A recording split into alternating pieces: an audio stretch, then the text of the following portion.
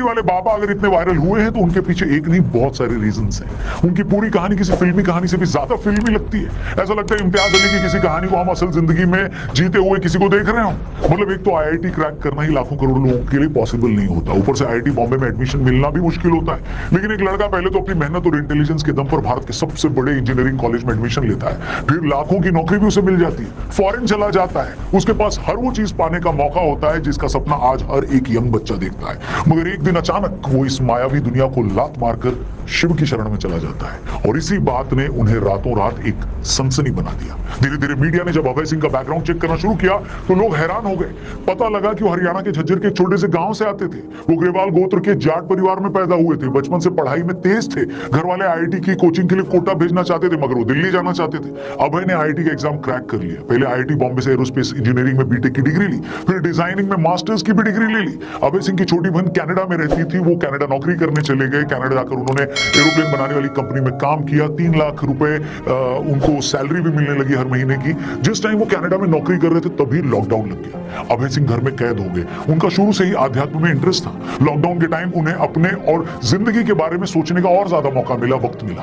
तब तक उनका कनाडा और कनाडा में अपनी जॉब से मन उठ चुका था। लॉकडाउन खत्म होने के बाद वो भारत आ गए। भारत आकर उन्होंने फोटोग्राफी की। वो हरिद्वार से लेकर केरल और उज्जैन के कुंभ तक कई जगह घूमने गए। अभय ने अपने कई इंटरव्यूज में खुलकर बताया है कि उनके माँ बाप बहुत ही टॉक्सिक रहे हैं, हरदम लड़ते थे।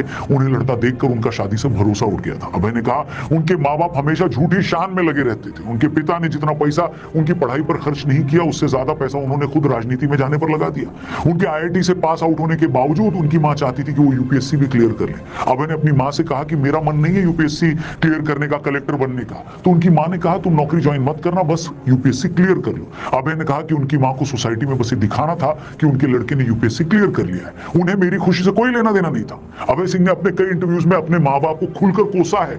उनका कहना है कि माँ बाप भगवान नहीं बल्कि भगवान ने माँ बाप को बनाया है।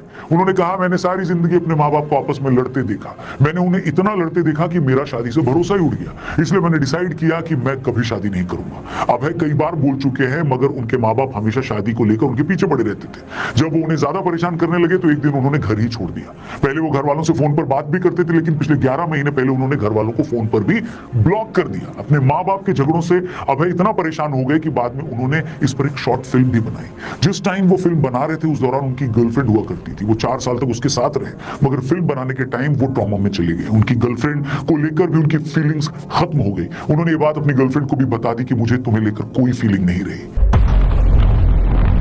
इसके बाद अभय सिंह जिंदगी का मकसद ढूंढने साधु सन्यासियों की शरण में गए। उन्होंने बताया काफी समय तक वो सदगुरु के ईशा फाउंडेशन आश्रम कोयम्बटूर में भी रुके और वहां पर साधना की। इसके अलावा भी अलग अलग जाकर उन्होंने अपनी साधना और तपस्या पूरी करी, क्योंकि ऐसे तो पहुंचे हुए साधु महात्मा किसी को शिक्षा देते नहीं है। वहां जाकर उन्हें अपनी सिंसियरिटी साबित करनी होती है। ये दिखाना होता है कि वो सच में अपनी धुन के पक्के हैं, उनकी नीयत साफ है और वो सचमुच कुछ सीखने के लिए निकले हैं। अभय सिंह ने जब ये परीक्षा पास की तो उन्हें सन्यासी का नाम दे दिया गया। शिव की शरण में जाते ही उन्हें जिंदगी का मकसद मिल गया।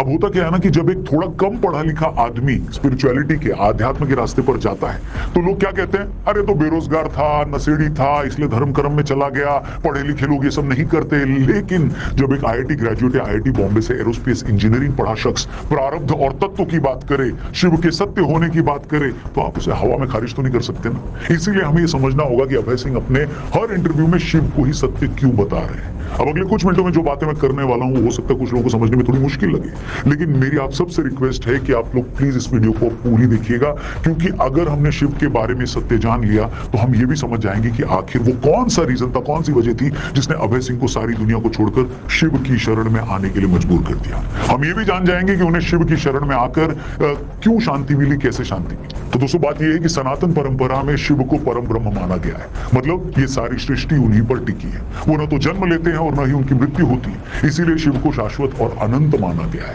अब आप और हम जिस दुनिया में रह रहे हैं ये तो नश्वर है, ये आज है कल नहीं है, लेकिन शिव सत्य है। इस दुनिया का सच वक्त वक्त पर बदलता है लेकिन शिव का सत्य